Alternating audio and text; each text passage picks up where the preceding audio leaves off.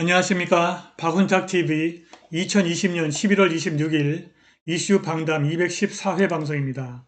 오늘도 KBS, MBC, SBS와 종편방송이 보도하지 않는 중요하고 새로운 소식 전달해 드리도록 하겠습니다. 지난주 금요일 펜실베니아에서 열린 청문회 이후 분위기가 급반전하고 있습니다.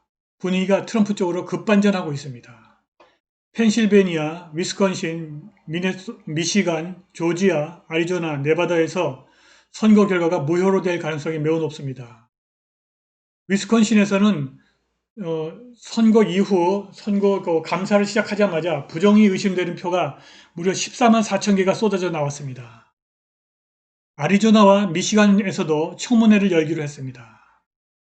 한편 연방 검사 출신 시드니 파웰 변호사가 오늘부터 조지아주에서 수많은 애피데빗이라는 것은 거짓일 경우 형사처벌을 받는다는 맹세를 하고 쓴 진술서입니다. 이것은 법원에서 증거로 바로 채택이 됩니다. 바로 오늘부터 이 시드니 파웰 변호사가 조지아에서 수많은 이런 애피데빗으로 집단소송 클래스 액션을 시작합니다.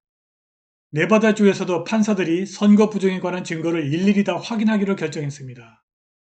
그리고 펜실베니아주에서는 커먼웰스 판사가 2020년 선거 결과 승인을 중단하라는 명령을 하달했습니다. 이 경합 6개주 모두에서 선거 결과 승인이 불가능한 사태가 올 것으로 보입니다.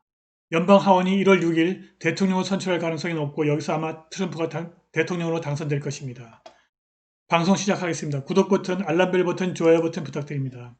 구독하신 분들은 구독 취소 확인 부탁드립니다. 자, 이 그림은 에포크 타임스에서 제가 퍼온 것입니다. 며칠 전까지만 해도 트럼프 여기에 232, 바이든은 227 이렇게 확보한 선거인단 수가 써 있었는데 지금 그게 다 내려지고 없습니다. 그리고 이 그림은 어제 25일 미국 동부 시간으로 아침 11시 20분에 업데이트 됐습니다. 이 경합 6개주 모두에서 무효 처리가 될 가능성이 높기 때문에 아마 에포크 타임스가 확보한 선거인단 수를 다 내린 것으로 보입니다.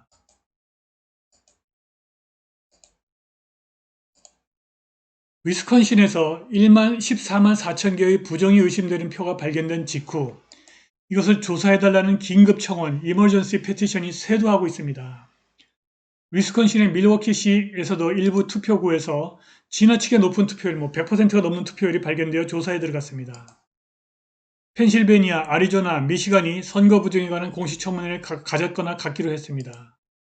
펜실베니아 관료들이 바이든 승리를 인증하는 것은 성급하다면서 주 법원에 선거 결과 인정을 막아달라는 명령을 내려달라고 요구했습니다. 조지아에서는 변호사들이 주민들에게 우편 투표함을 감시하는 CCTV 공개를 요구하라고 촉구하고 있습니다. 뭔가 이상한 것이 감지된 것 같습니다. 오늘 시드니 파웰 변호사가 조지아에서 엄청난 규모의 집단 소송을 집어넣을 것입니다.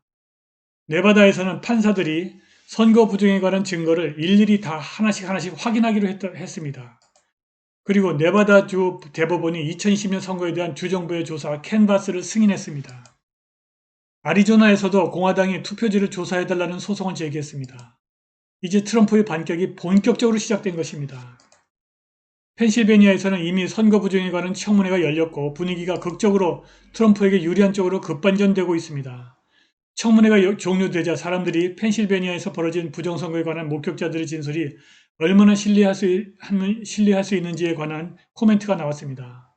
청문회를 시청한 사람들이 선거 부정에 관한 새로운 사실을 접하고 상당한 충격을 받은 것 같습니다. 트윗에 동영상을 올린 펜실베니아 주민은 청문회를 보고 입을 다물 수가 없었다고 말했습니다. 자, 이것은 트윗에서 제가 퍼온 것입니다. 펜실베니아 주민의 트윗입니다. That was one 헐루바 hearing. 그것은 엄청난 청문회였다. Now we know why they didn't want it to happen. 이제 우리는 그들이 그것이 일어나는 것을 원치 않은 이유를 알게 되었다. 이런 얘기입니다. 이보다 더 구체적인 트윗이 하나 더 있습니다. 이것도 펜실베니아 주민의 트윗인데 한번 읽어보겠습니다. Listen very closely to what this witness in Pennsylvania says. 이 펜실베니아 목격자가 말하는 것을 잘 들어보아라. Happened with roughly 60,000 votes during curious spikes in vote count. 개표 과정에서 갑자기 호기심을 자아내는 스파이크가 바이든 표 급등이 있었다. 60만 표 급등이 있었는데 그 이유를 알게 되었다. 이런 얘기입니다.